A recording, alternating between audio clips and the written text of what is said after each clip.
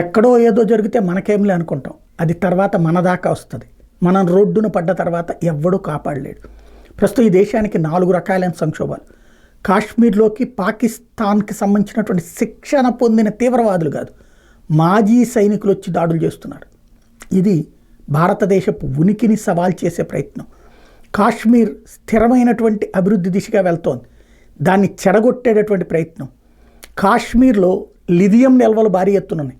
ఆ లిథియం నిల్వల్ని టెండర్లు పిలిచే ముందు ఈ దాడులకు పాల్పడ్డారు. దాంతో టెండర్లు వేయడానికి అంతర్జాతీయ సంస్థలు వెనకాడిని, అంటే వాళ్ళు విజయం సాధించారు, మనం దెబ్బతిన్నాం. అట్లాగే ఖలిస్తానీలు కెనడా, ఆస్ట్రేలియా, బ్రిటన్, అమెరికాల నుండి పెద్ద ఎత్తున చేస్తున్న ప్రయత్నాలు పంజాబ్లో ఇంకా యువతరాన్ని అటువైపుకి తీసుకెళ్తున్నాయి, డ్రగ్స్ వైపుకి, అట్లాగే భారత వ్యతిరేకత వైపుకి. దీనికి పరిష్కారం ఏంటి అంటే అర్థం కాని పరిస్థితి.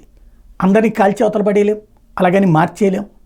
దానివల్ల ఎదురవుతున్నటువంటి సంక్షోభం, ఈ రెండిటికి తోడు ఇప్పుడు తీసుకొచ్చిన సంక్షోభం రాజకీయ స్వార్థంతో మమతా బెనర్జీ తీసుకొస్తున్నటువంటి సంక్షోభం. బంగ్లాదేశీయులను పెద్ద ఎత్తున ఆహ్వానించడం, తన ఓట్ల కోసం చూసుకుంటూ ఈ దేశాన్ని ముక్కలు చేసేటటువంటి పరిస్థితిని సృష్టిస్తోంది. అత్యంత ప్రమాదకరమైనటువంటి దశ. బట్ ఆ మారట్ల.